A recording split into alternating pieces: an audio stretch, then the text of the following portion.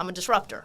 And the second you tell me, and it's not out of stubbornness, it's more out of like, where are our limits? And why are we putting our limits on each other? It didn't matter what you look like, didn't matter how tall you were, that's where I wanted to mix it up.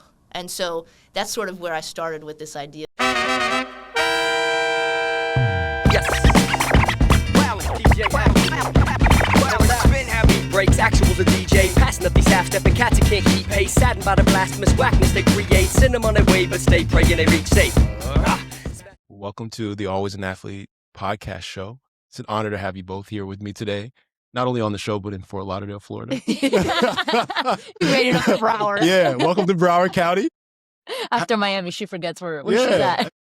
So how was that commute? See, I've lived in Miami my whole life, and I just refuse to accept there's anything beyond Miami. But no, it was good. It was good. The Miami traffic was a little bit of a trek, but it's worth it for you. People works. It's still intact. I was about to say anything's worth it for you. Thank you. Welcome. How was it for you, the drive?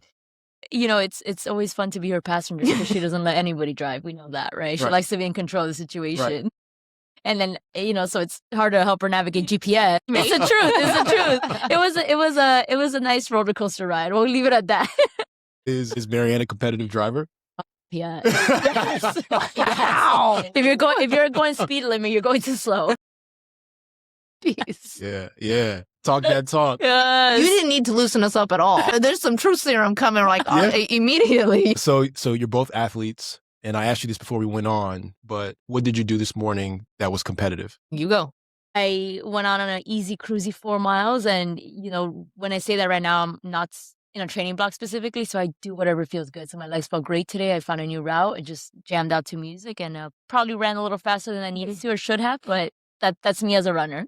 She'll pay for it tomorrow morning. I pay for it every day too. Yeah. What is, so this morning you go out to run. What's the first song that you hit play on out the gate? Which I ask her as we go out, I say, podcast or music? She looks at me like, that's the stupidest question in the world. Music. So I can't wait to hear this song. No. So, typically I try not to run with headphones because a lot of running, specifically long distance running, you need to be able to have control of your mind and your thoughts and just kind of be in the grind.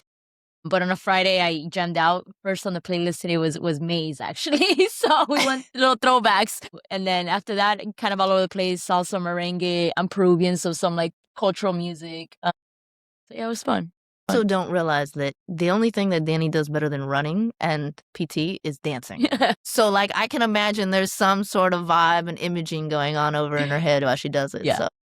So it was a great run. Marianne? I was off from running today. I went to the pool. I was got to go back to the alumni. And yeah, just like easy 45-minute swim. We got usually our long runs on Saturday mornings. Today was kind of chill, but it's always nice to get in the water. I was a former triathlete, as you know. Pretty competitive.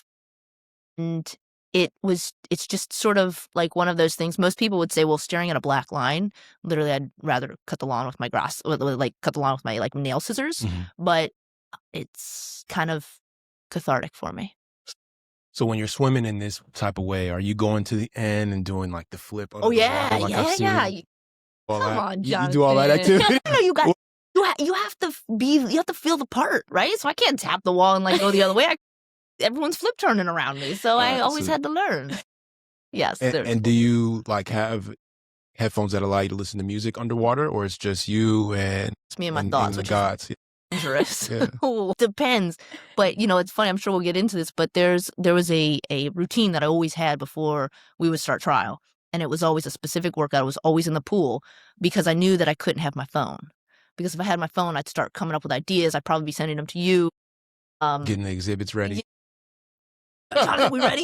Yes, Marianne, we've gone through it like 17 times. We are fine. But what about this? So, no, it's just me and my thoughts. And I know that the phone can't be anywhere near me. Well, introduce yourselves. Who are you? What do you do?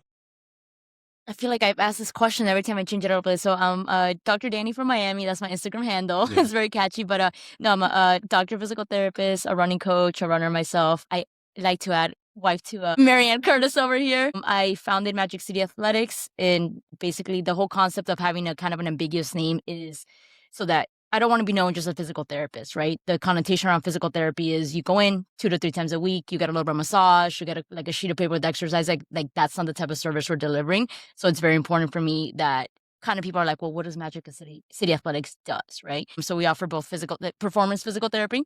So I work primarily with athletes, CrossFitters, MMA fighters. Majority, 90% of my clientele are runners. And the other side is more the performance coaching side, where I coach anywhere from elementary kids all the way to adults. So we're talking about anywhere from, sprinters, strength training. I love working with youth athletes. So really that's my passion with everything I do. Just showing people that they're not limited by what they've been told and kind of helping them reach that night.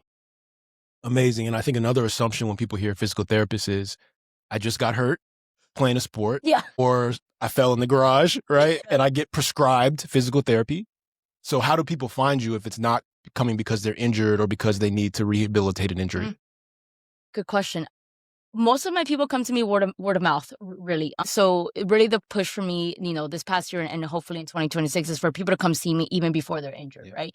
Especially if they want to be in distance running for the long term. A lot of people are still operating under old beliefs of like, you don't need to lift, or lifting's going to make you slow, it's going to get hurt.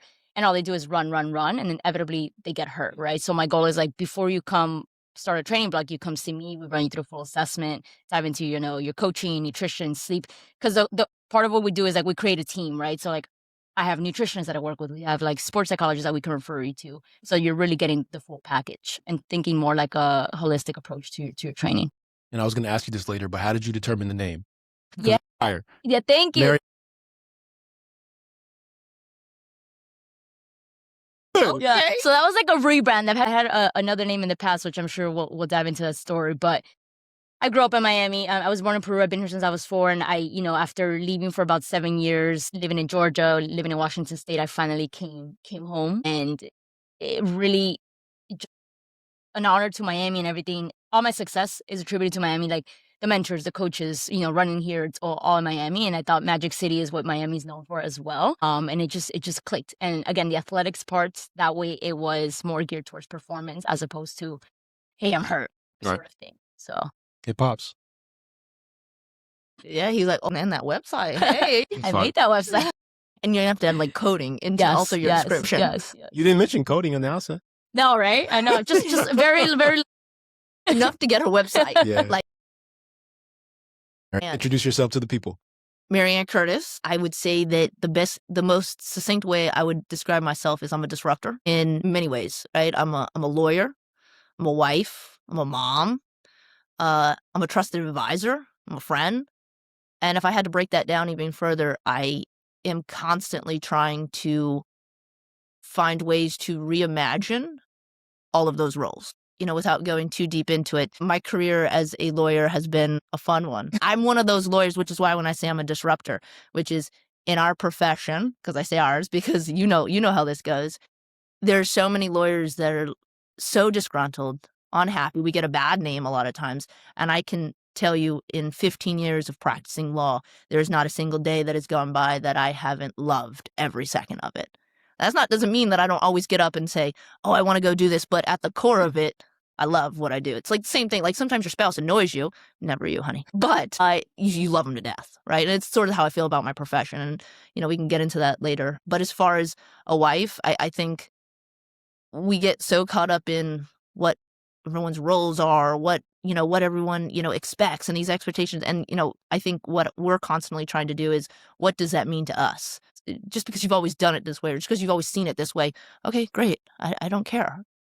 And then in terms of a mom, yeah, it's constantly trying to figure out where is the box.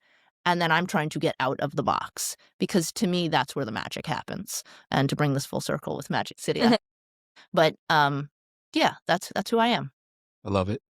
So I've known you the longest, so I'll start with you on this question. See, he puts me on the spot first. Yeah. So I'll start with you. So we met as lawyers working in the same place. We were trial partners, but before that, you had a long life as a competitor, as a woman, as a leader. So if you would share with me What was your journey like before what I call the fame, before the bright lights of the federal courthouse? where everyone thought I was going to die with the American flag wrapped around me. Man, okay, guide me, right? I'll give you sort of where I think we're going, but then guide me. I am the product of a lot of really, really great mentorship in terms of my family.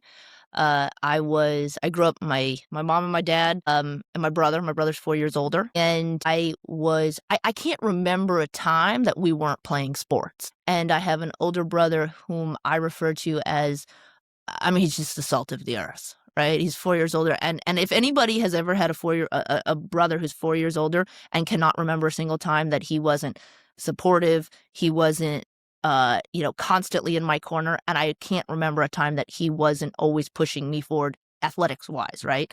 Usually you get jealous or anything. I never had any of that. I grew up playing every sport.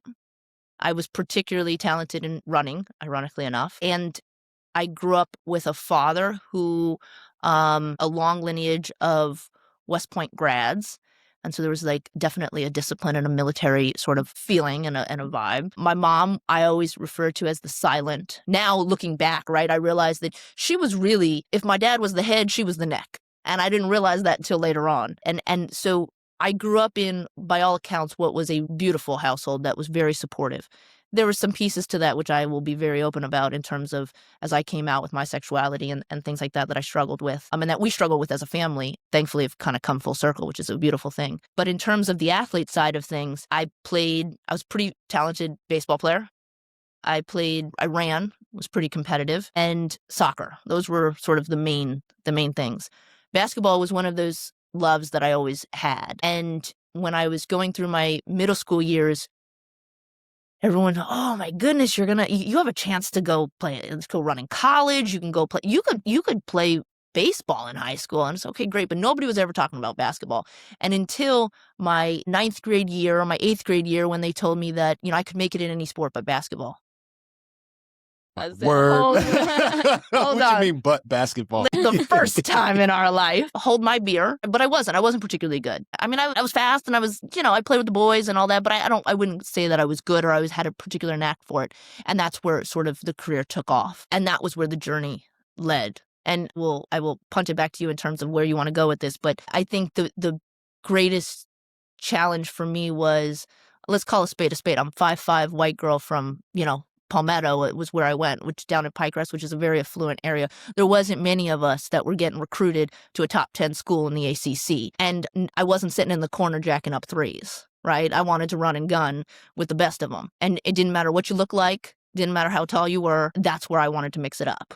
And so that's sort of where I started with this idea that I'm a disruptor. You tell me, and it's not out of stubbornness. It's more out of where are our limits and why are we putting our limits on each other? And definitely don't put it on me. If you want to put it on yourself, that's fine. So that's sort of, I can go in a lot of different directions, but that's kind of the general overview. Love it. Let's pan left. So you're in the same city. Were you in Miami at that time?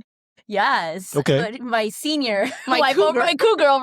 Okay, so not the same class year. She reminds me every day. She says, so I'm I'm 4 years younger. Okay. So I'll get up 10 minutes later because I don't have to do as much of a warm up. Okay. All right. Yeah. Okay. So we'll pan left and tell me your origin story, family, upbringing, what brought you to the point where you wanted to be a collegiate athlete. So I was born in Peru, in Lima, and when I was little, my mom, she got divorced. She was a single mom.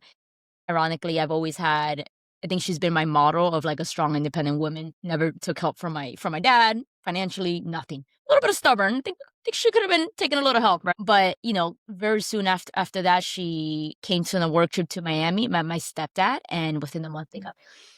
And that kind of really took my life in a completely different direction where we moved here. So I moved to Miami when I was 4 years old. Came to this country. At the time, we grew up in a 1-bedroom efficiency where I had a little cot in the kitchen. So the true immigrant story of you're starting from the bottom. But my parents are always great. No matter what financial situation, we might have been going through, it was always fun. I always saw them dancing, laughing, hosting birthday parties in our little courtyard that we had with the neighborhood kids. I couldn't really tell at that age, the struggle. And then, over the years, my dad working hard, pursuing, his bachelor's at FIU, then his master's, and then, just moving on his career. My parents opened up a real estate company. As I grew older, and, I would be more aware of like, hey, well, how come I don't have this? But regardless, like my parents did the best they could to give us the opportunities, right? So I have a younger brother and older sister. My stepdad raised me. I took his last name and everything, which is super special for him because he's my dad. Like I don't really have a relationship with my biological father. So when you ask me who's my dad, it's my stepdad. And so from an early age, I was always different. I don't really fit like the anomaly of my parents, but my dad, even though he's not my biological dad, like from a young age, he was ingrained. We make fun of it now, which I hope that we don't do this with our own kids because it's a little bit trauma as well. But it was a simple thing of like, do you want to be a winner? And he would be, do you want to be a winner? Do you want to be a loser? For every single thing. Or we would fall down and we would cry and it'd be like, machito, machito, which meant basically like man up, stand up. Even if I was a girl, like just don't cry, find a solution and get past it. So I kind of grew up with that thought process. I understand why, because that's like our culture. Like we just suffer, we grind, we push until we kind of make it. But I knew the only way, and I grew up as a dancer. So I grew up as a dancing jazz, ballet, competitively, going to nationals, did that for about 15 years. And then one day, my PE teacher was like, listen, we need bodies for the cross-country team. Like, I had no idea what I was doing. I went out. Turns out I was pretty good. This was my 7th grade year. My 8th grade year, I played soccer. I played basketball. Definitely not the height. I love basketball. If I could have picked one sport to play, it would have been basketball. And then ultimately, there was this one woman, Rebecca Rodriguez. She had ran for Lourdes, I ran for FIU, and then she came to my school to teach 1 year. She met me and she's like, listen, you're going to be a runner. So just with that, I quit dancing and I committed myself to, I'm like, okay, the only way I'm going to get to college is if I get a scholarship. So from that moment forward, the single-minded goal was do whatever it takes to get a scholarship.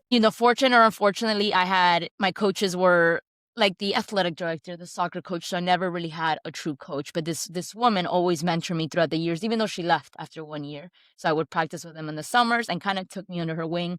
She officiated. She like spoke at her wedding. So I would say I attribute a lot of my success to the mentors I've had along the way and just people generally being welcoming and opening to help me out. And so that's how I ended up in running. What's that mentor's name? Rebecca Rodriguez. Yeah. So Rebecca Rodriguez mentors you. You end up in running. You eventually decide to run as an athlete in college? Yeah, so I followed in her footsteps and ran at FIU under her same coach. Same thing, right? The common theme of my career has been that the coaches just come and go, which it was a very hard lesson for me to learn. I'm someone that can be very loyal and like I'll stick with you. And then like I ultimately chose to go to FIU to run for this coach. I got accepted to UF. I wasn't going to get a scholarship to go to UF, but I should have taken the risk to try to walk onto the team, right? I got recruited to, ironically enough, by a different coach that ultimately ends up coming to FIU. So that's my second mentor in life, which is Coach Michael Ward, which there's some synergy there because she played for, and I mean, he was also at her wedding. I talked to him every single week. He's like, I say my grandfather because he's older, but he's my guy. Anything I need, I just pick up the phone, and all throughout my life, any coaching opportunity that he's been as a head coach, he's brought me out as his assistant coach at Gulliver, at Carrollton to kind of learn from him. And so I've been coaching, I would say for over 10 years. I've been doing coaching since I basically graduated college. Marianne, pick up there. So you are in high school, you do everything, but you choose to do the thing everyone told you couldn't do. So talk to me about the decision of hooping and also where to hoop. Yeah. So for me, I was going to be the first, and this is not a sort of a misspeak. I was going to be the first girl in the NBA. So you couldn't tell me otherwise. I've met you. I believe you. No, the NBA. And then people would say, well, no, you mean the WNBA. No, I didn't misspeak. I did not stutter. I said the NBA. So, but it wasn't a cockiness. It was really like this deep, deep belief in myself that I think took me to the point where I went on. I mean, I don't know how you did it, right? Because I would love to flip this microphone on you, but we had 5 official visits. These kids now, it's crazy, the NIL and all that stuff, whatever. But we had 5 official visits, and I had the ability to go to some Ivy League schools that I wouldn't have gotten into. I was looking at Stanford out west, and ultimately had just gone into the ACC, and I had never not played in front of my parents. And my father, to this day, you could have gone to an Ivy League school. the only question I had from the Ivy League school was, well, wait, so that you only play on Friday and Saturday and Sunday? No. We gotta be on TV. We gotta be in lights because I'm gonna be the first girl in the NBA.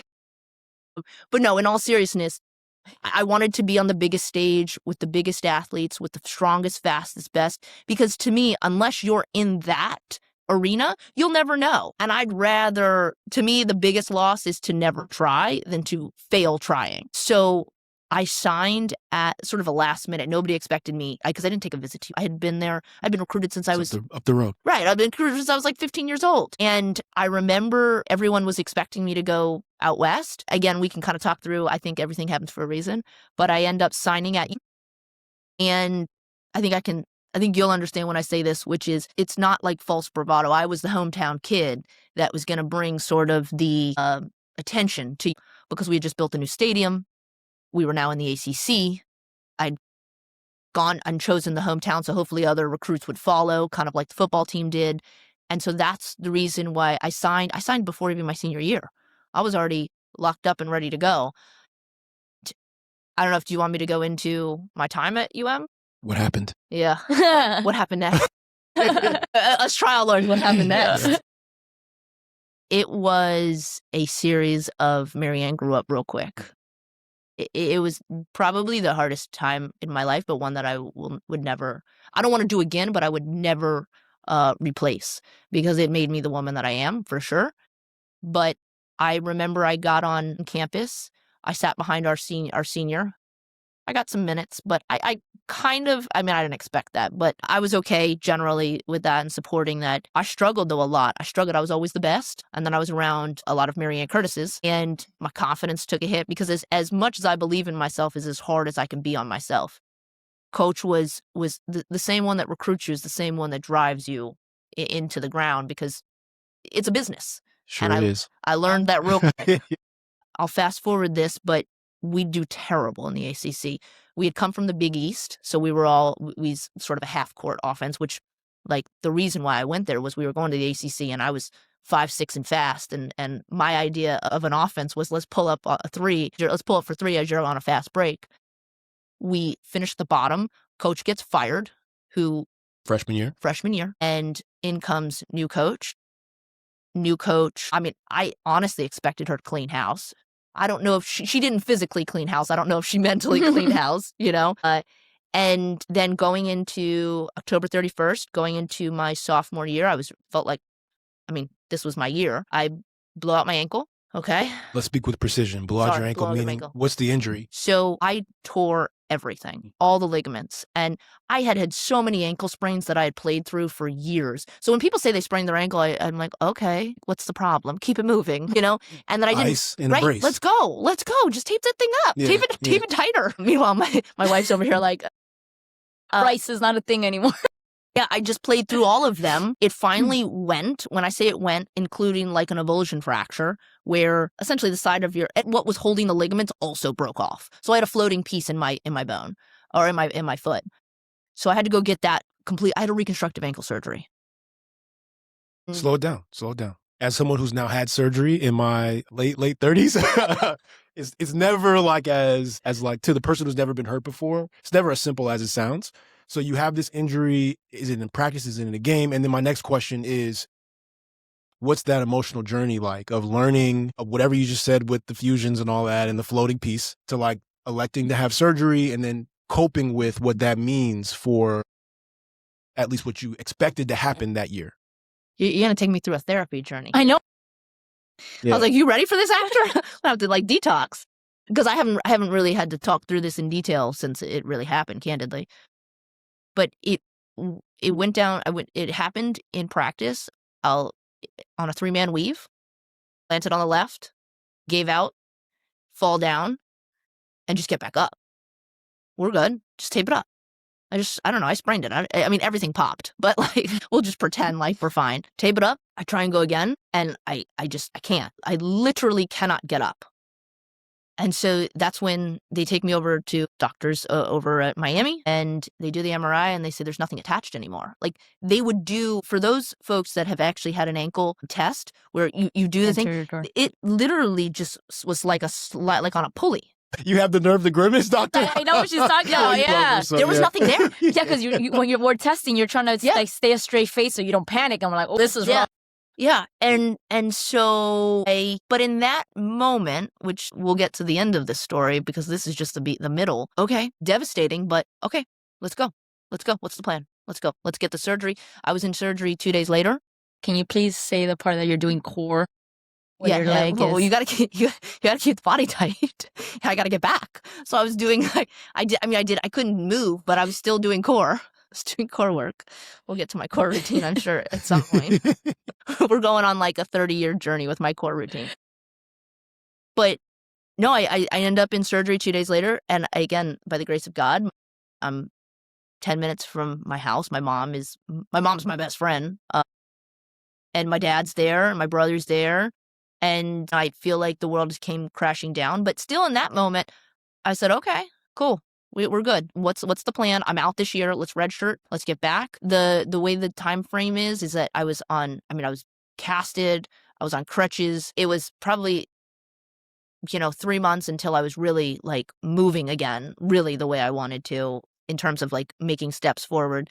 The physical therapy, if I had Dani, I probably would have been like way beyond. But thankfully because I was in Miami, I had a lot of resources. So I can say this now, but I went outside of, the athletic training because contrary to popular belief, they're training a lot of athletes. And Marianne Curtis is not there only. So it's not that I didn't use their help, but I went and got supplemental. And a lot of stuff, ironically enough, that I see Dani do, I found some really great folks that were doing it long before it was sort of cool, which is not just the do 10 exercises. They were working with the muscles and the kinetic chain to figure that out. And stop me if you need, but if I fast forward, I get back. I must have spent for like several months leading up to it to try and get back into shape, in addition to try and get the feel for the game. You know how that goes. It's one thing to be in shape and it's one thing to be in playing shape. So I made a lot of friends with a lot of the guys on the team, so they would come help me out. And I spent a lot of late nights in that gym. There was a lot of 12 to 2 a.m. nights where it was just quiet and it was just me and my thoughts. Fast forward, same day, the very next year, same drill. We plant. And it goes again. The same ankle? Same ankle. It goes again. And I'll never forget it was like slow motion if I'm thinking about it now. And I'm like, ugh, I just got goosebumps. But as I'm going down, it's slow motion. And before I hit the ground, I know it's over. That's all I remember. It's over. And to think about dedicating your entire life. I was going to be the first girl in the NBA. Remember, your entire life to a dream that can be taken away that quickly. You're 19 years old. You grow up real quick.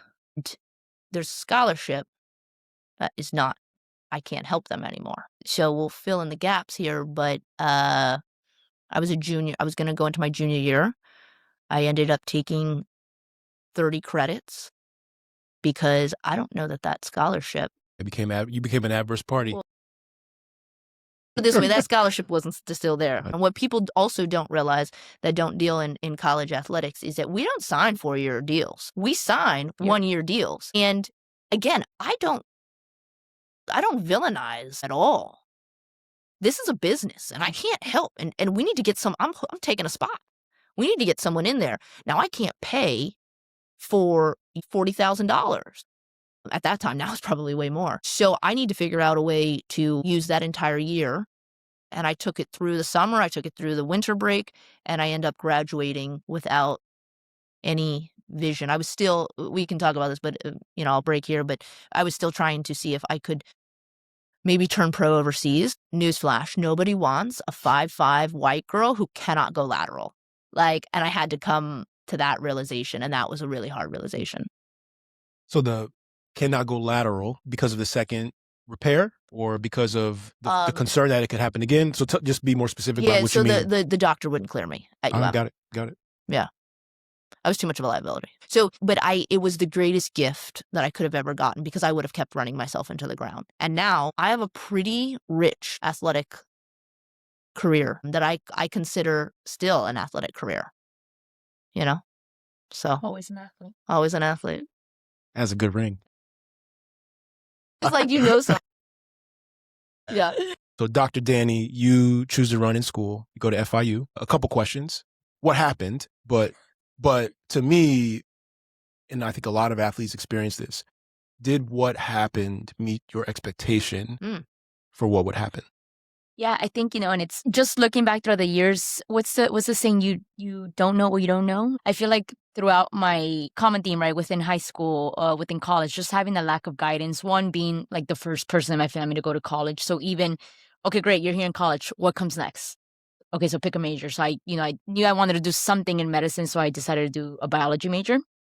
Which is very hard if you're a distance runner, because I'm essentially running cross-country indoor and outdoor track. So I'm literally training year-round. And then even throughout college, I think it was a combination of not trying to be, I probably should have sought out more, or asked more questions, or to get a better understanding of like, okay, how do I get to nationals, right? So I feel like I never fully developed what I could have from an athletic standpoint in college, because of switching coaches and also me just not knowing what's next, right? One really good thing that FIU did do is that they really exposed us to a lot of bigger races, right? Unlike high school, in high school I raced, it's insane. The kids I coach now, I'm like, they were flying to Alabama, they were flying to California. I ran Tropical Park, Larry Penny. I went to small, Doral Academy Charter School, which now is very well known. It's beautiful. When we started, every year they were opening a new class. I was running around dirt mounds, right? So it always came to just resources, right? Who knows if I would have been exposed to bigger races in high school, would I have potentially, been able to run at a different school? I don't know. We always have this conversation of everything happens for a reason. I feel that in some certain areas, but yeah, there's still some part of me that I'm like, man, I wish I would have just known more, and like, what could my life have looked like? But ultimately led me to where I'm at today, and it's helped me become the person I am today. So no regrets. But back to FIU, our head coach did an incredible job. I mean, I'm racing here at Mount Sac in California, Texas Relays, Penn Relays, the Armory in New York, which is a beautiful indoor track. So he put us out there we were the Sun Belt Conference. I'm here competing against people in the ACC in the Big East, right? So it was great competition, great experience. 100% repeated. There is not a single doubt in my mind. Yeah, being an athlete in college is hard, but not many people get to do that. And, I have some athletes now, they're like, oh, I don't know if I want to run. I'm like, oh my God, you have no idea the resources you have from your parent, financial, the schools. Like, you are wasting your talent. Right. So that's something that with the younger athletes, like, I hope I can pass that on to them. Well, and Jonathan, what's crazy is that we talk about this all the time. Most athletes, and I'd be interested if this happened to you, right? But most athletes in college either get burnt out or they're hurt. That's how usually this happens, right? I have never met, and I've met a lot of athletes, I've never met somebody with her story, which is, running, which is one of the hardest on your body. She's doing it 20 years later. And I think there's an added component that, for me, again, it's just so interesting how our lives passed and we ended up here. But one of the reasons that I was taken out of running was because it just became too hard on my body, in the sense that I battled eating disorders. That happens a lot with young women that are running. And yet she maintained, I think in part because people weren't driving her and pushing her and this and that. She was able to just be curious and retain the love of the sport. She is now, 20 years later, preventing young Marianne's from getting burnt out and moving away from running, because you're like, well, I'm not going to do this for the next 10 years. And I think it's the greatest gift. And this is the debate we have, because I'm more of like some people think it's like the cliche thing to say, well, everything happens for a reason. No, I truly, it's not just to make ourselves feel better about our past. Right. There's no doubt in my mind that there was a part of her that God preserved so that she could have that to give to the younger generation. Because I've never heard anybody say, she got hurt, but like, it didn't stop you. No, it's like your typical injuries, which is like how I ended up in physical therapy, right? As a physical therapist. But no, nothing as devastating as that.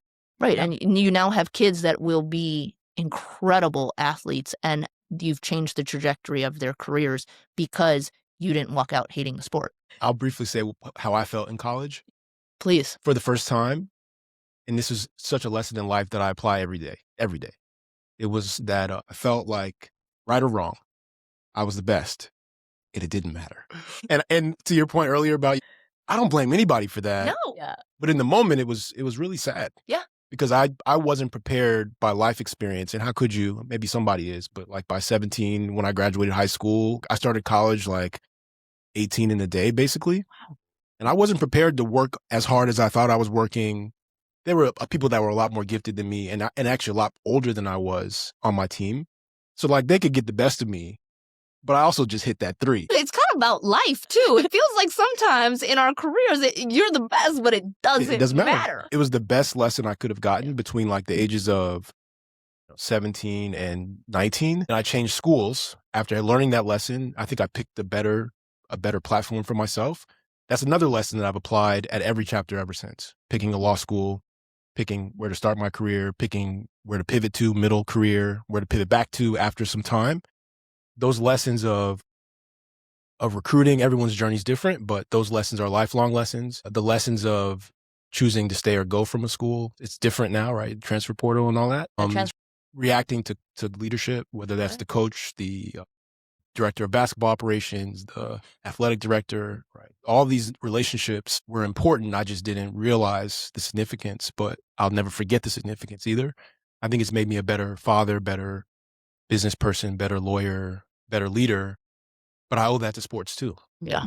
As sad as some of those days were, like laying in my bed, not wanting to go to practice, not wanting to go do my favorite thing, it's life-changing, really. For sure. For sure. So let's pivot.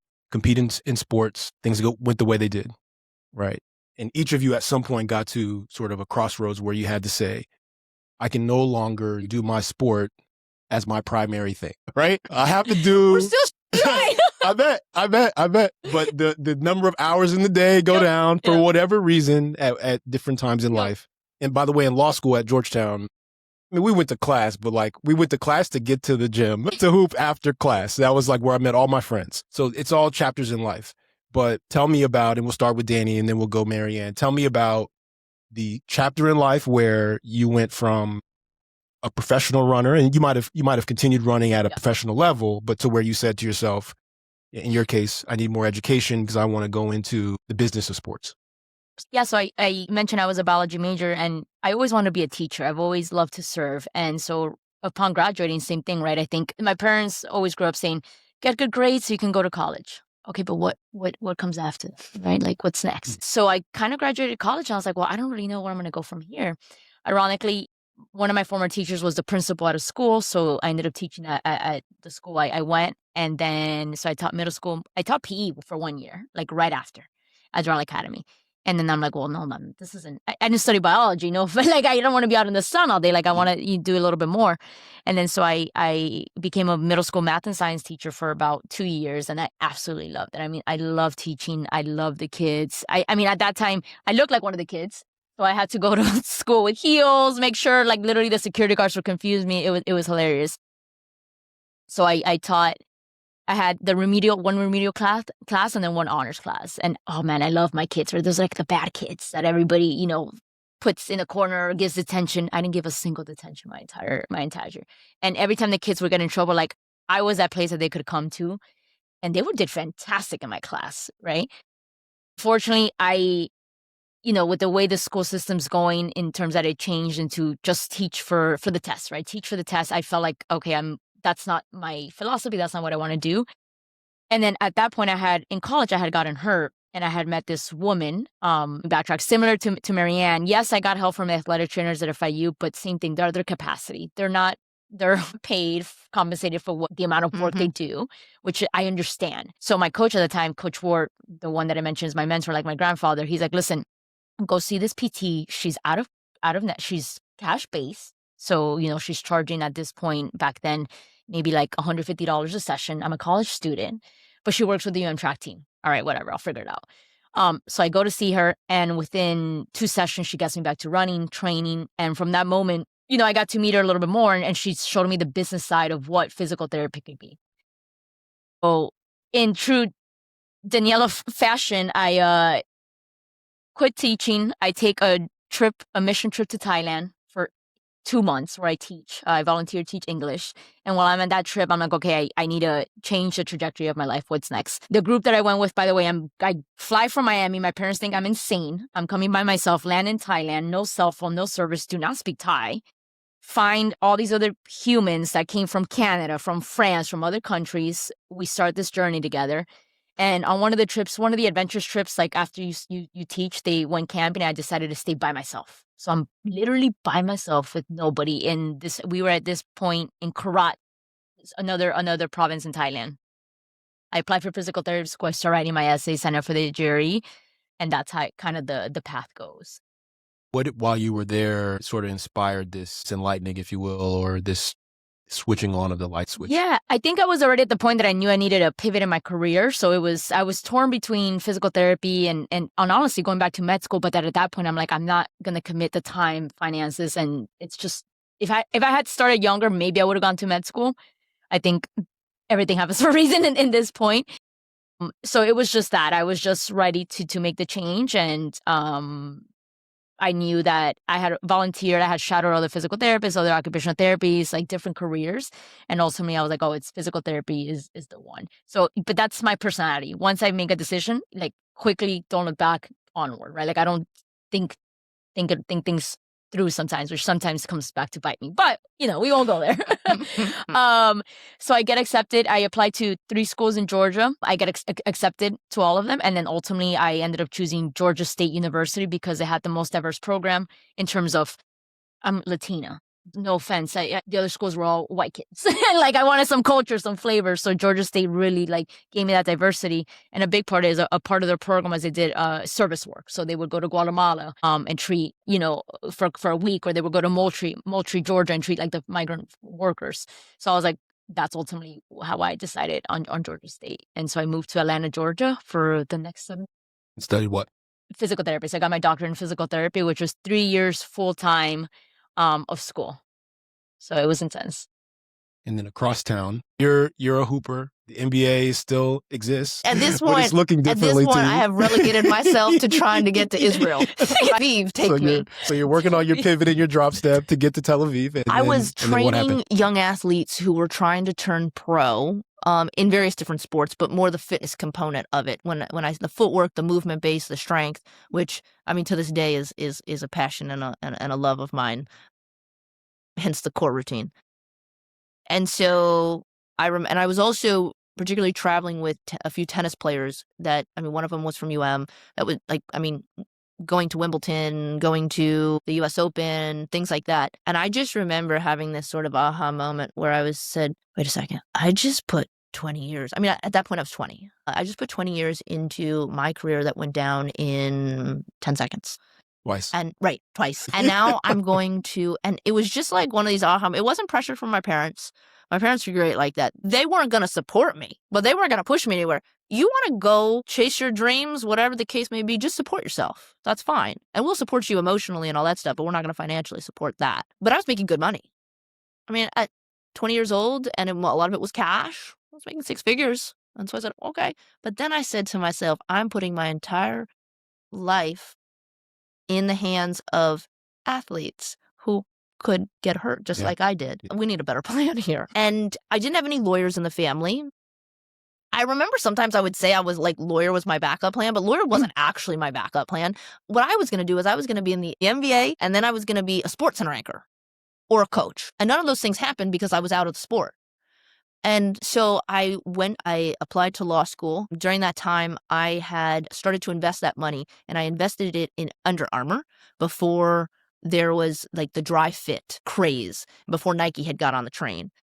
Under Armour boomed. I took that money out, invested it in the first year of law school, went to law school and hated every second of it. I was like, this is awful. This is awful. Like, I couldn't imagine something more. I'm great when we need to draft or we need to get into the weeds, but for a bigger purpose. And I just could not see the bigger purpose of what they were trying to teach us. Give me 1 second. News alert. Law school apparently is awful. Wait. PSA. Hold on. Hang with us. Stick with the story. Fast forward. So I finish, I don't know, all these people are going to these clerkships and all that. I didn't know what a clerkship was till I met you. When I went to the U.S. Attorney's Office and they were talking about clerks, I thought people had gone to like Publix and like they were clerks, and you had to educate me on what a clerkship was. And like my parents were like, great, you're just at least not failing out of law school. This is fantastic. And so I finished, I don't know, somewhere in the middle of the pack. And I'm deciding whether I'm going to go back or not. And I go back my first semester and we do something called trial skills, trial advocacy. And that's when everything changed. Everything changed. It was the point guard. I had the ball in my hands and I could direct the pieces, not in a way that I need to play a puppet master, but in the way that I know nobody is going to prepare and going to take the thought and care that I'm going to take with this matter, your life, what you're doing, this and that. And I trust that my greater purpose here is to make sure that those around me are better. And so I applied that to my work. And when I'm in trial work, I'm able to make sure that the care and diligence that we take in our work is done a certain way. And then the lights are on and there's a score at the end of, like, I know whether I won or lost and I know what I can improve on. And from there, it's amazing what happens. And this is one of the lessons is that, people always say, well, do what you love. What does that mean, right? Like, what you find something that you can get good at. And generally, my dad has a line that the better I get, the luckier I get. The better I get, the more I enjoy it. And so I just found something that made sense to me that you could tangibly improve on, as opposed to reading some texts and just deciding whether I write a better paper or not. Like, that's subjective. So then from there, it was a rocket ship. I was not as concerned about what was going on in law school, but I ended up at an internship at the state attorney's office. And that my career is a series of mentors, what I like to call advisory board members, throughout my career. And a lot of them are judges whom I met 17 years ago, 18 years ago, that were county court judges. I mean, doing basic traffic stuff, misdemeanors, that are now sometimes sitting on the 11th Circuit or sitting in some instances on the federal bench, that they were just people that helped me out along the way and just saw a kid that was really interested in learning. And so what I ended up doing was at the state attorney's office, you have so many cases and everybody is so overworked that I remember the first day I got there, I was a certified legal intern and they said, hey, this is a dog of a case. We need someone to try it. I was like, I'm your girl. I got you. And I was trying a jury trial, the first day. And I was terrible. I mean, it was awful. But it was like that fire, right? Like I felt alive. And so I just kept honing the skills. And I hadn't even been in my third year of law school and I'd tried 5-6 jury trials. Most people haven't tried 5-6 jury trials in their entire career. So I did not apply to any job. I've never applied to a job, literally. I went to the state attorney's office. I tried a bunch of trials without really my life is a series of make the next best decision. Because we all have plans, and I do too, but in my career, I never had plans. I just did what lit me up, and I just kept getting better and better and better, which then goes back to the foundational lesson that I have from my father, which is called clean living. You treat people the right way, and you do enough good work the right way, the right things will happen to you. The recruiters will find you.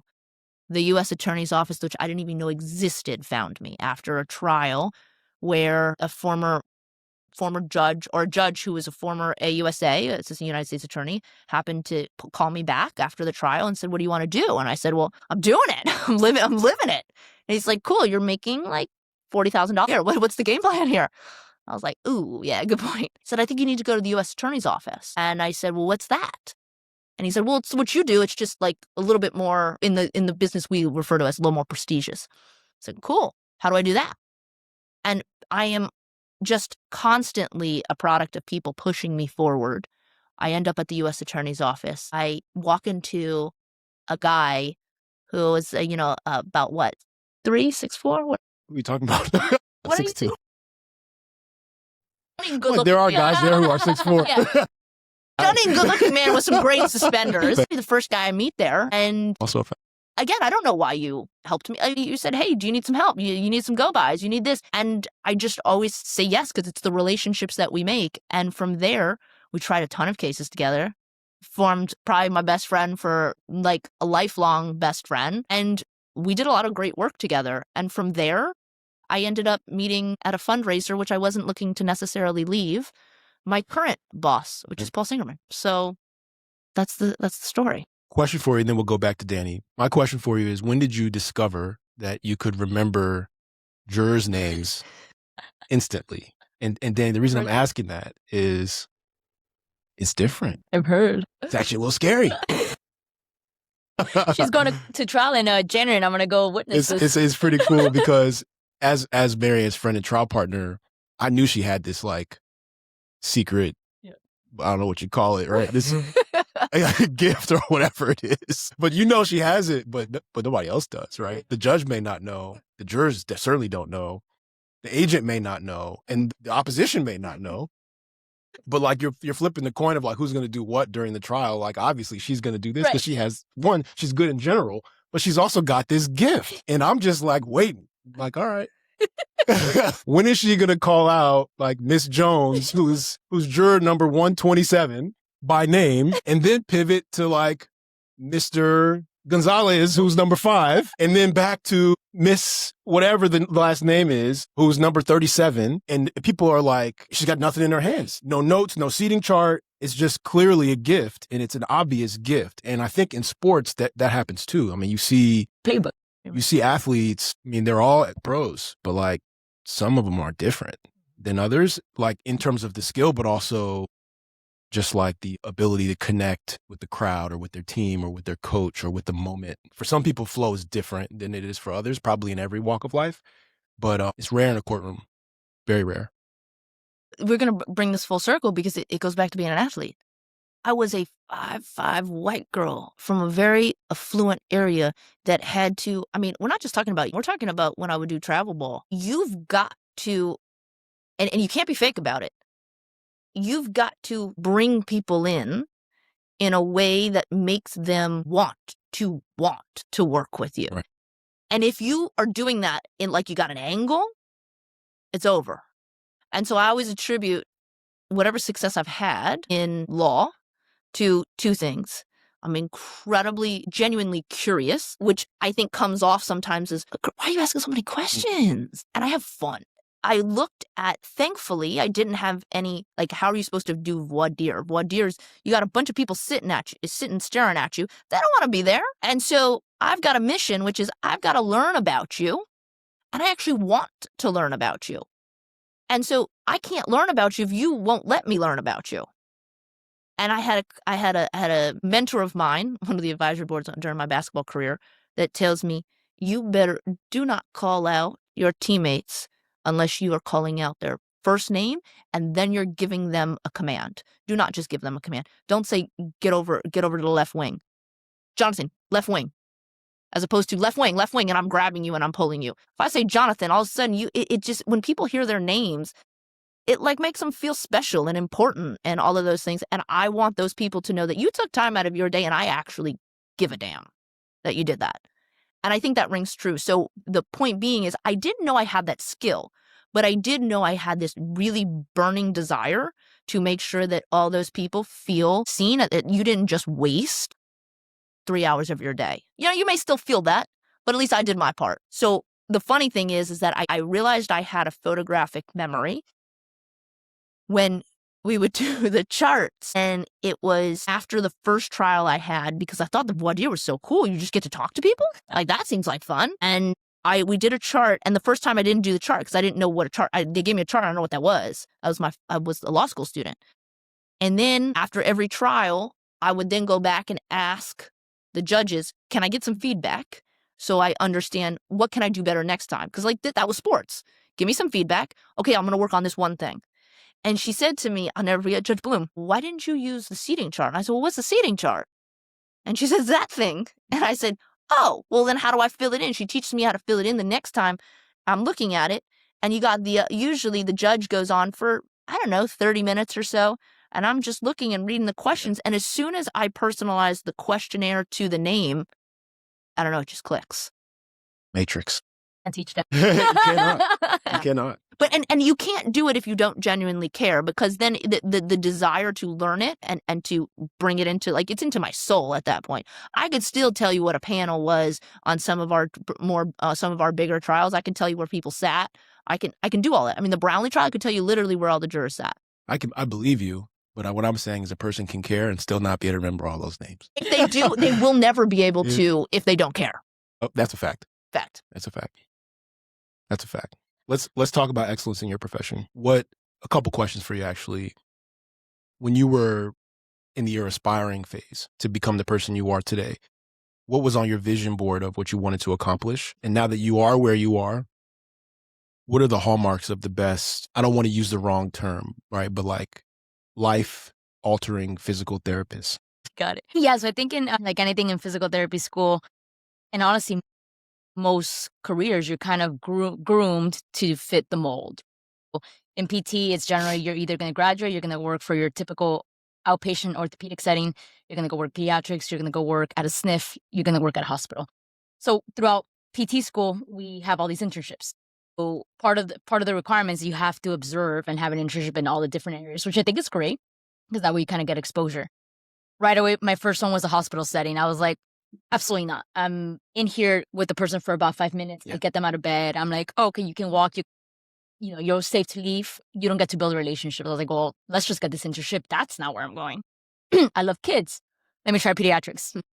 My heart couldn't take it. Granted, of course, I end up in Georgia in this more like a family-run clinic in a more lower income area. So I'm dealing with kids that their parents just don't have the resources to give them the care they deserve. And so I just couldn't stand it from like an emotional standpoint, I guess. Like I would literally leave days and just be crying.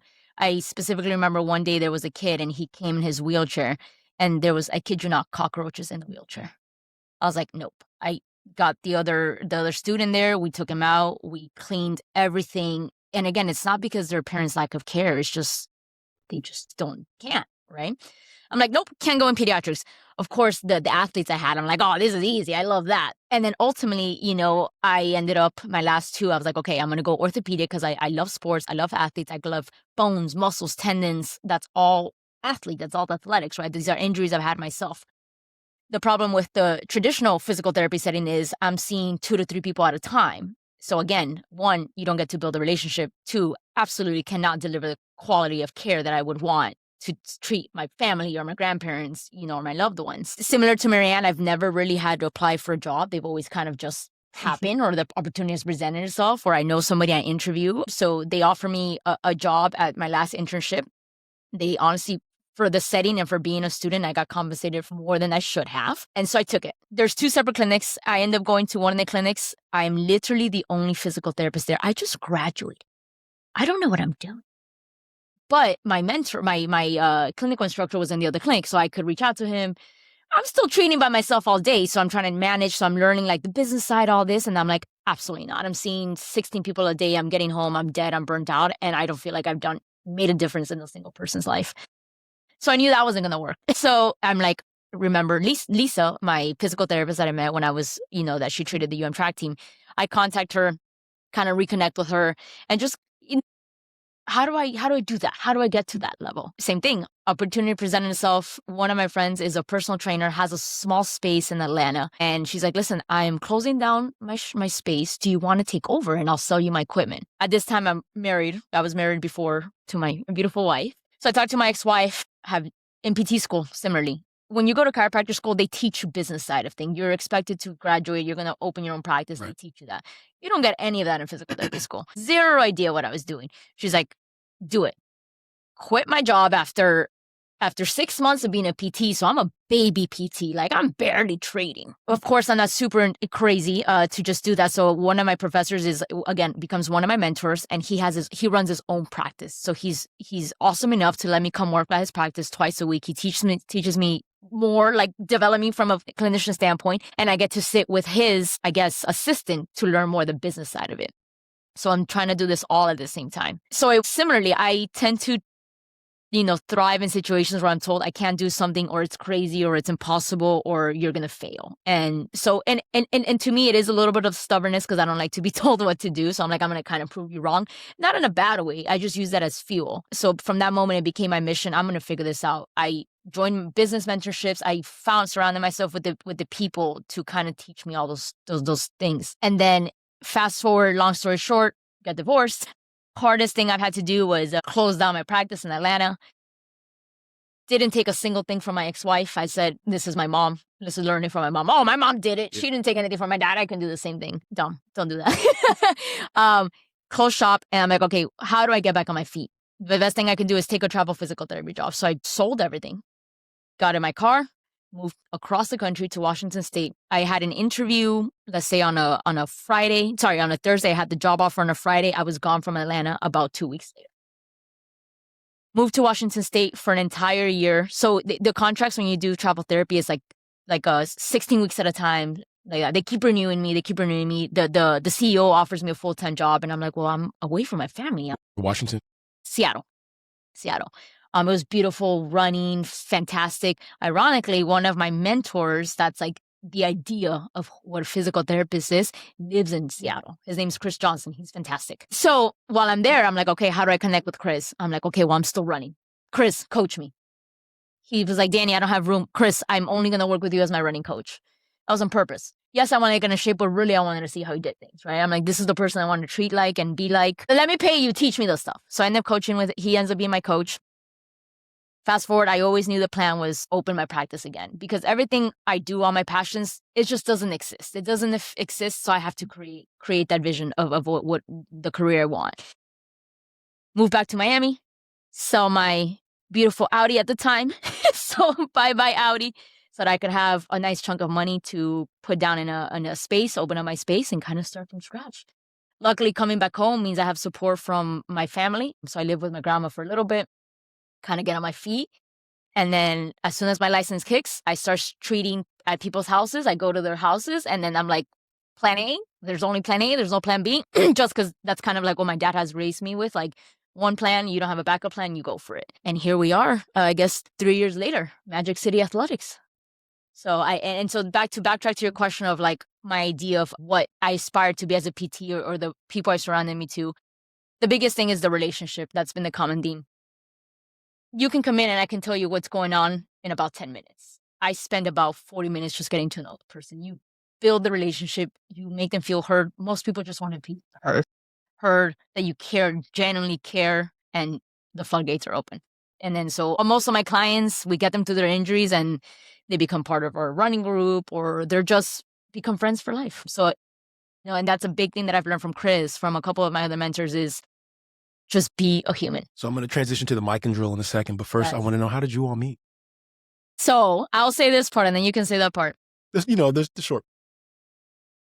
Coach Ward, my coach, my grandfather, he approaches her. I had just moved back and she's at the pool. He runs into her. Hey, Marianne. It was my Friday pool. It's Friday pool. Hey, Marianne, my girl, Daniela, that just ran for me at FIU, just moved back down to Miami. She opened up her physical therapy practice. If you need somebody, go see her. Your ankle still hurts, right? Ankle still hurts, right? Something's going on.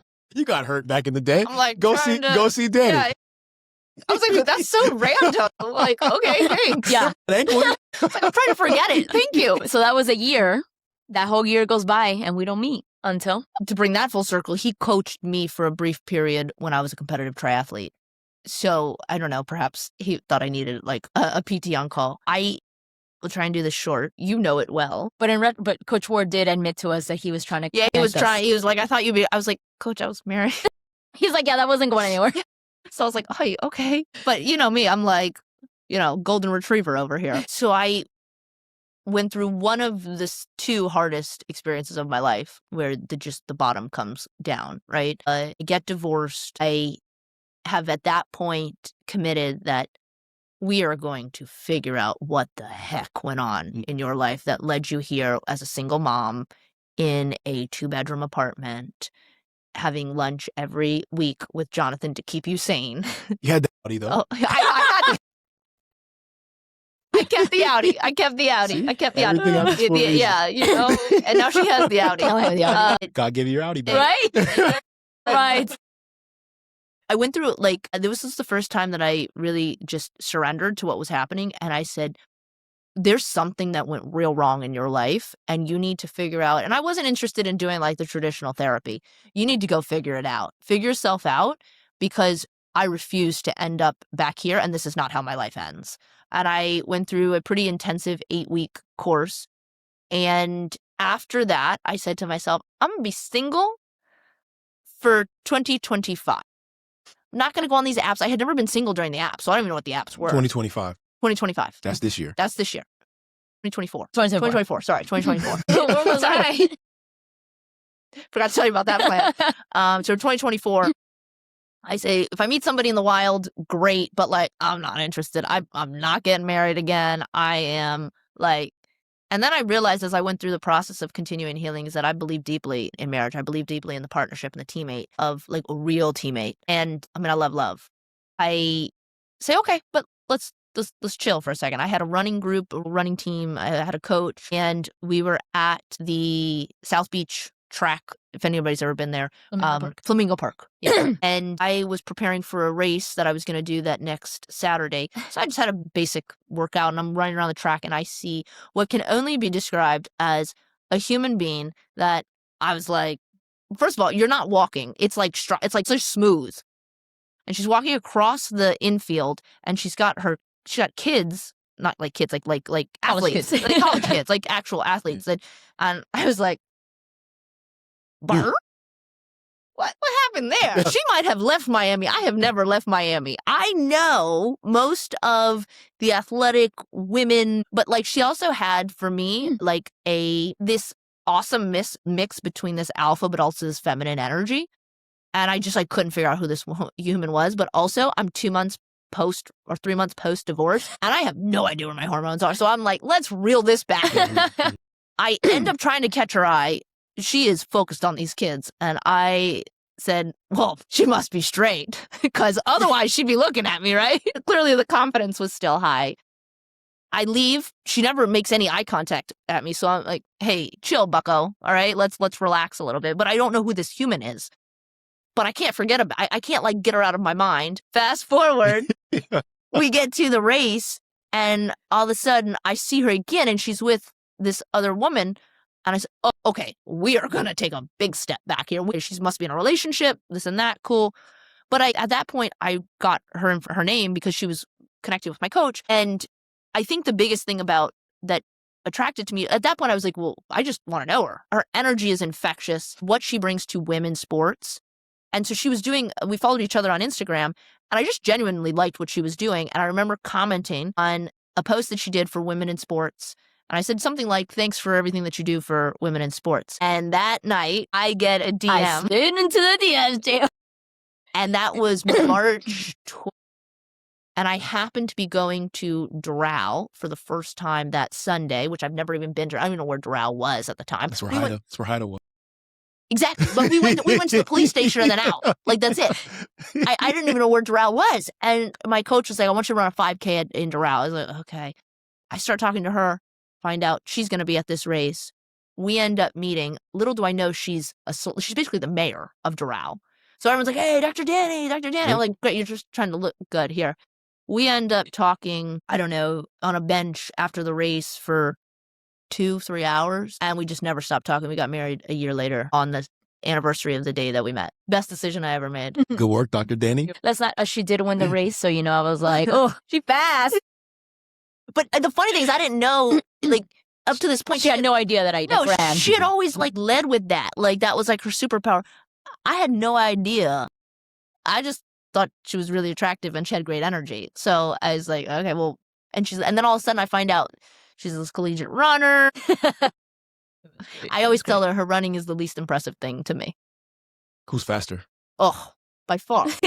By far. She'll have a meltdown if I ever beat her. How about short distance? Same answer? I think you can get me like in the 100. I mean, maybe. I don't know. But I might die. I might pull a hamstring that she has to fix. That's a fact. Yeah. But no. Now if you make us like with a ball, I got you. Done. No. It's funny. She's a incredible athlete in every single thing she does, right? So I always laughed and I'm like, you will not beat me in running over her dead body. No. But it pushes me to grow. I haven't been in this level of fitness probably since college, and a lot of it is because of who I'm married to, right? It's a lifestyle. It's not just it's not sport for us. It's what we do. From the morning we wake up to we go to sleep, our life is surrounded with sport. Yeah, so I got a term for you to take with you today. Oh. Silent pressure.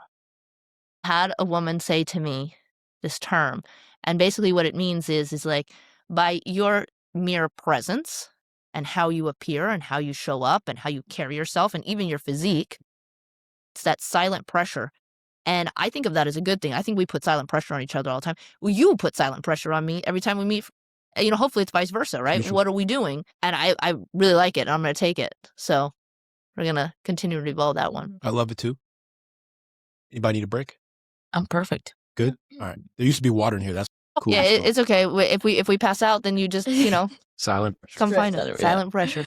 All right, let's go to the mic and drill. So, Dani, you love basketball, but did you ever play high school basketball? I did. So you know the mic and drill. Yes. All right, cool. So this is my favorite part of these conversations because I'm going to ask you some questions, relatively rapid fire. I may ask you a why in response to some of your answers. Okay.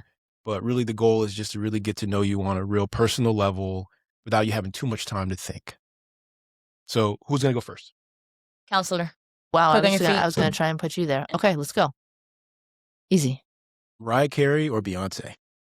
Mariah. She's timeless. Like, the woman still got all I want. Also, the royalties she probably has from that song she's at this killing point. it. We listen to it four times a day. Right. I mean, I want to be omnipresent. That woman is omnipresent. Yeah. Dani, best R&B group or singer ever? Ooh, that's hard. Rapid fire. Oh, no, I'm like trying to think of like Mary J. Blige is pretty good. Yeah. Okay. Favorite boy band? And sync. If you went Backstreet Boys, this marriage might be over. Same question. NSYNC. Why? I think I always find that they were the standard, and Backstreet Boys was just always a little bit behind, and I want the standard. Mm-hmm. Who is the greatest women's basketball player ever? Diana Taurasi. This is going to sound bad coming from a woman. She played like a man.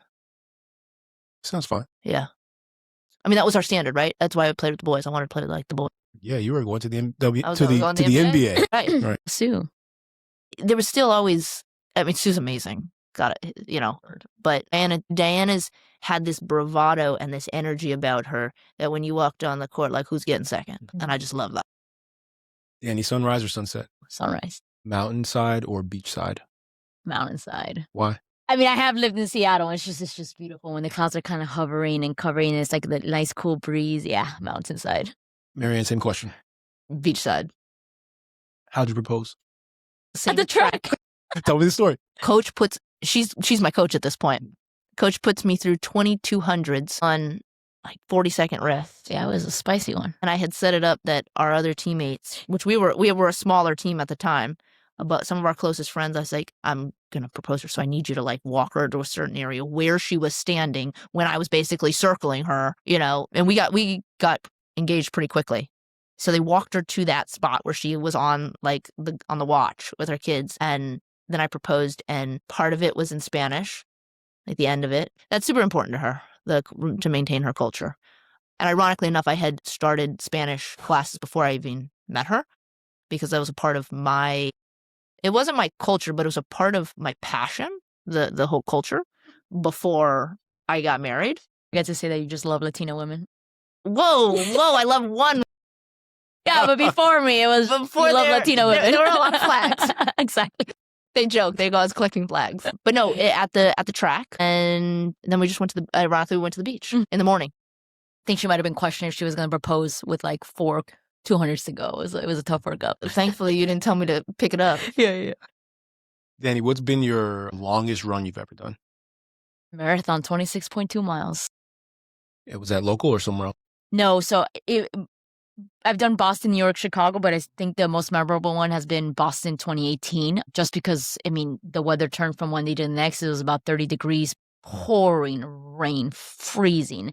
And I wanted to quit every single mile. But at that time, I had qualified for Boston, but I decided to run for a charity. So I was running for a little kid. And I had met him the day before, and I knew he was watching and stuff. So like you just push on. Do it. I'm like, I can run in the cold. This kid's going through a lot, right? And it meant everything. His name's James. To see his mom and see him after with the signs they had made for me and everything. Marianne, hardest run of your life? The one we just did. Indy? Yeah, so it was hard for a lot of different reasons, but she paced me. I had a goal before I was 40, and I set it when I was 35. And I wanted to break 1:30 and a half marathon. And I think she was just fed up of all the bullshit. So she's like, cool, I'm going to pace you. And what people don't realize is it's very hard to pace somebody. That is a very intimate experience. You don't just jump into a race and be like, hey, follow me. Because when you're in your head for an hour and a half, there's a lot of ups and downs and demons that you got to overcome. Then it's your wife, who's also your coach, who's also your physical therapist, has been trying to keep you and has given up a large part of her training block to sacrifice for you. And like, you only get so many of these races each year, right? Because you can't overdo it and really hit all of them. But it was the first time where I hit 8 or 9 miles and I started to negotiate with myself. And Negotiate on continuing or on no, stopping? so slowing down. Slowing down. Okay. You always keep going. Yeah. But it's like, let's just take the foot off the gas a little bit. And in my past, I have always picked coaches, which is why I haven't picked many of them, that don't really understand me. Whatever you're about to say to me that's negative or like rah, rah, rah, like I'm already beating myself up in my head.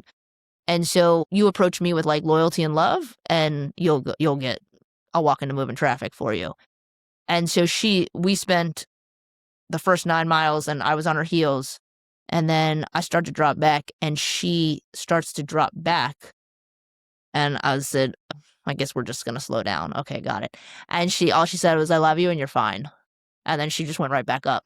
And it was that moment where we all as athletes have that, where you're panicking in your head and there's this thing and it's called like the governor in your head, right? And where it tells you you're freaking out and you're not okay, but you're actually fine. But you got to get over that. And I had never gotten over that.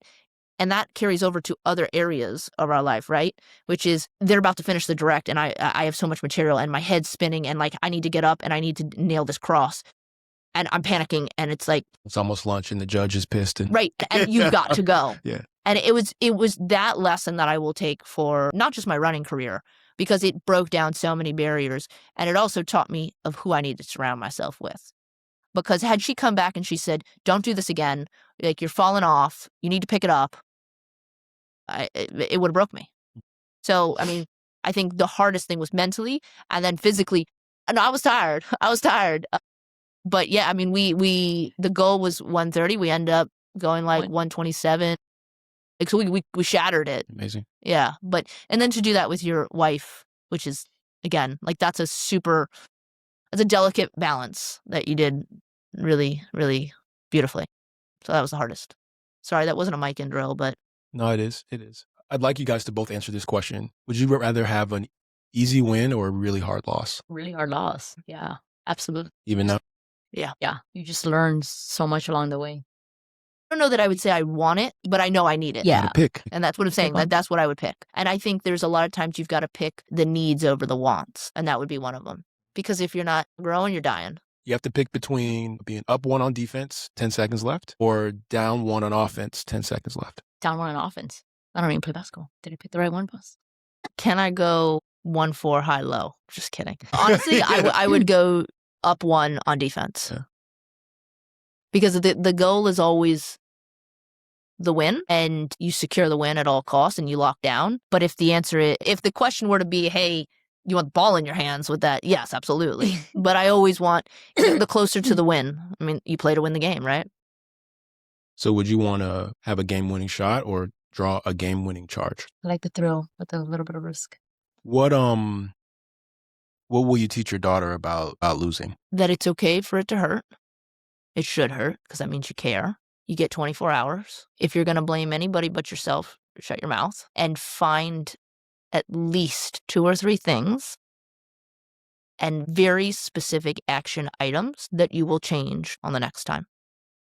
And if it happens again, you just keep repeating until you get it right.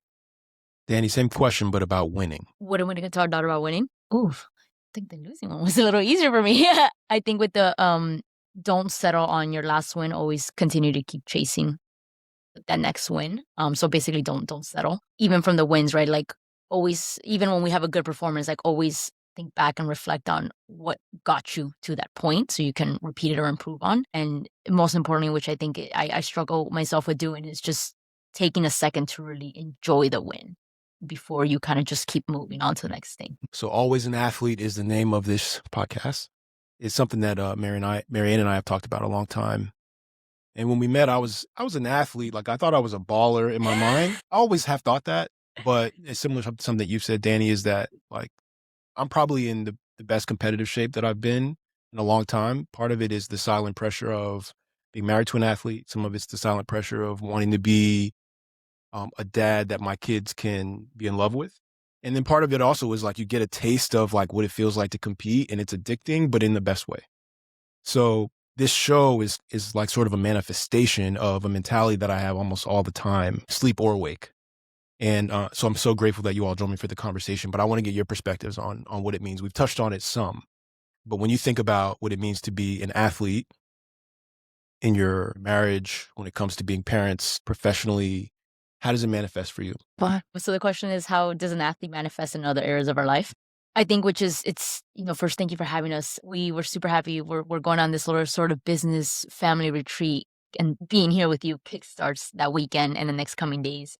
That's cool. Yeah. I love that. So, and everything we do is, we set a goal, right? We set a goal, have an objective, and then, you kind of look at that. And I'm pretty big at set those goals that scare you. Like, don't play it safe. And I think coming from a younger age where I regretted not taking the risk or not going this, it's like now I'm just like, just do it. I'd rather do it and fail than not do it at all. But set the goal and then create the plan to get there.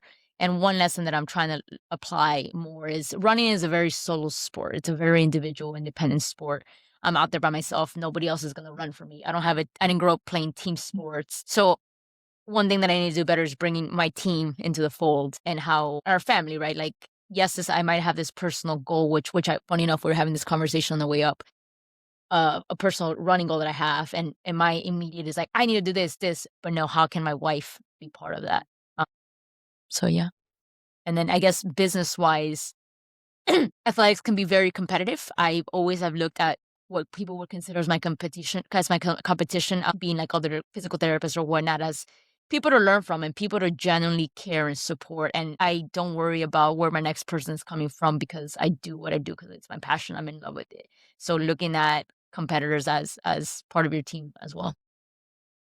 When I think of how being an athlete sort of manifests in different areas, I sort of think of a few words, right? I think of sort of the team, and I'll expand on the belief, communication, and just having fun, right? So when I think of a team, I have never had a problem with that. I create team. I mean, we had agents. I had a team of agents. Like, I had a guy or a girl for everything since I can remember. Because I just have always believed that is this the best use of my time? And the best use of my time is making sure that I'm not the best at everything. So find those people and garner that support in a really genuine way. And it just has always made the experience so much better. Everywhere I've gone, right? It's you create these relationships. And to me, that's the definition of greatness, right? The relationships that you have along the way. That's nirvana for me. I think the belief part is like suspending disbelief. To me, that's what being an athlete is about. You suspend disbelief because that's why we watch sports, right? It's because it just allows you to believe, like, I can't believe that's possible. And then 10 years later, they're breaking barriers that you're like, I can't believe that's possible. And so for me in my career, I've evolved to the point, you and I have talked about this, and that people always used to ask me, you got to have a brand and you got to build your brand. And what type of law do you practice? My answer now is, it doesn't matter. The rules of evidence don't change. The rules of civil procedure don't change. You want me on your team because Marianne's going to figure it out. Marianne either has a guy, a specialist for something, or she's going to handle it. But regardless, she's going to close. Whatever close means to you, right? Sometimes it means I need to close it in trial. Sometimes I need to resolve a dispute. Sometimes I need to negotiate. Sometimes I just need to be a trusted advisor and tell you don't need a lawyer, right? So to me, that's suspending disbelief that lawyers can be that to somebody. It's not just like you're just a one-way freight train that is just spending clients' money left and right. I go where I am needed and where the problem needs a solution, or it needs to create a solution. I think the communication, again, that you cannot be a successful athlete and not have good communication. Period. Because you need teammates, and you need to be able to, if you have a coach, you need to be able to get across, this is what I'm feeling, this is what I need, and be able to have that dialogue. It's the same thing in a relationship. It's the same thing in a good friendship. It's the same thing for me to be like, hey, Jonathan, that really pissed me off that you did that. Oh, really? Why? What? Okay, let's have a discussion about it, and let's be adults and let's move on. You can't continue to evolve. And then finally, it's fun. You only get this one life. And I think that's what happened with me in the divorce. I had to realize, like, this is not how my life ends. There's so much more. And never in my wildest dreams did I think that would lead to this, and that my darkest time would lead to my greatest joys. And to me, that then goes back to suspending disbelief. So that's sort of how I would, which is why I think what you're doing is incredible. And it's just so inspiring, right? Because every time we talk, you've got a new angle. And I think what I appreciate so much, and which I have so much gratitude for you, is, I mean, ever since we've met, it's the yin and the yang, right? It's the energy that you have an ability to put silent pressure on people with just a demeanor that always comes from a position of service and love, but you're going to hold people accountable for what they say and what they do. And I'm super grateful to you for that. It's nice of you to say. I love when you guys go to lunch together. I'm like, what did Jay? So let's talk about some accountability. Our last topic. Let's talk about vision and paint a picture for me of what the future holds. It can be specific, it can be general, but when you look out on the horizon, at whatever distance you can currently see, what do you see? Because I'm going to hold you to it. Okay. I think we actually, ironically enough, we are doing like sort of a family retreat, planning, and just trying to figure out what are your personal goals, what are my personal goals, how do they work together, how can I serve you, how can you serve me? And I think sort of these are high level, right? And then in our lunches we can get even more specific. High level's great. I think we'd like to start a family. When I say we start a family, we already have a family with the three of us. I know Dani's always wanted to be a mom, and I think she'd be an amazing one. She already is to Millie. And in terms of, in my vision, and so that includes Dani's, right? In my vision, I hope to one day be practicing law together in some capacity, right? And continuing to grow what we believe this vision and to be thought leaders in this industry. In terms of my athletic career, I am going to die an athlete. I am going to die chasing my own limits. And those limits will change. And I hope that I will, not that I hope, but I will continue to evolve mentally with it too, right? Which is, it's suspending disbelief and continuing to say, okay, here's my limit. Let's just keep seeing if we can push that. I think that in terms of our relationship, my biggest goal out of the whole thing, and I actually learned this from you a lot, right? It's when my marriage broke down and that whole part of my life changed. I had spent so many years focusing on an advisory board of, you have the career I want. How did you do it? It's the question I always ask. How did you do it? And what advice would you give to me sitting in my position? And I had spent 2 decades asking people that question. And what happened was that I had a super successful career, but my personal life was a disaster. Internally, maybe outwardly it looked great, but it was not good. And so I started to think of like, where's your priorities at here, right? And what I realized is that until home base is taken care of, nothing else really falls in place, because it's always going to be the roller coaster. And I don't want to be this 70-year-old woman who had a great career and nothing else to show for it, right? And so I started asking people like you and other people who had seemingly what I like look at as a great relationship. What does that look like? How'd you do that? And I listened to the same amount of podcasts that I listened to for business. I started listening to on relationships, and I educated myself and used the same formula to then, the most clear and foundational piece of our future that I have, and we were very clear on before we got married, is that we will always be the center of whatever's moving, and we will always move together. And sometimes that means somebody's got to take a step forward, somebody's got to take a step back. And all of that comes back to communication, right? And sacrifice and all that, which is all components of an athlete. And teamwork. Yep.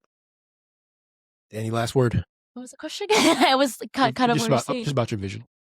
So I think for me, the next 4 months will be what I consider sort of a transition phase. So this last block, like she said, I dedicated it to her, helping her. It was super special, wouldn't change it at all. But now I'm at the point that I have this athletic goal that I want to be able to chase in the next 4 months before we do start to have a family, right? And I feel like I put so much pressure on it because I'm never going to have the same body, the same stuff. I'm going to have a child that's physically born from me. So I know suspend disbelief. Right. It's going to be it's going to look different, right? But I want to make sure I enjoy this period of my life. Similar to her, we're going to die chasing goals. I will die before I let you beat me in a race. She might catch me when I'm pregnant. Right after the baby's born. Right. And I'm going to drag her. Like, honey, here's the stroller. Right. I mean, it's not even just after she gave birth. I've actually got to put weight on it. No, we joke aside. Oh, all jokes aside, but we're always going to continue chasing excellence in sport. Business-wise, I think similarly, it's happened very organically that I have a lot of kids right now. So I still do not know what that vision looks like, but I know I'm meant to work and serve youth athletes. So I think that's the next phase of us figuring out how we combine my love for physical therapy and performance to really expand on the youth side of what I do. And then family, I come from a big Latino family. There's a lot of expectations for as a sister, as a granddaughter, as a daughter. And so I'm trying to create the vision of what our family is without losing sight of them, but also breaking away any sort of stereotypes or other roles that I've been thought to believe should be the norm. And so similar to her, keeping us at the center and making sure that everything else kind of falls around us. I think that's really the main things. And I think one for us as a relationship, what we're trying to really do is find our way back to our faith. So that's a big objective for us. Yeah, and it's a topic that we don't have time to get into today, but when you have gone on a journey to find out that you are gay and you grew up, Catholic, Irish, and both of us grew up in the church, and and I've spent a lot of time questioning that faith, but questioning the religion, but never questioning my faith. And that's a journey in and of itself that we're going to go on together. And you'll have to come back on the show. There you go. Well, in closing, I just want to say thank you all for joining me. I love you both. I love your family, and I'm here to support you wherever the vision takes you. This has been a lot of fun, and stay an athlete. Always. Thanks, y'all. Appreciate it. Love you both. You're awesome. Send them on their way, but stay praying they reach safe. Smashing it with each take while the radio is oversaturated cliches. The status quo's manufacturing sleep aids, so I dose like heroes after napping.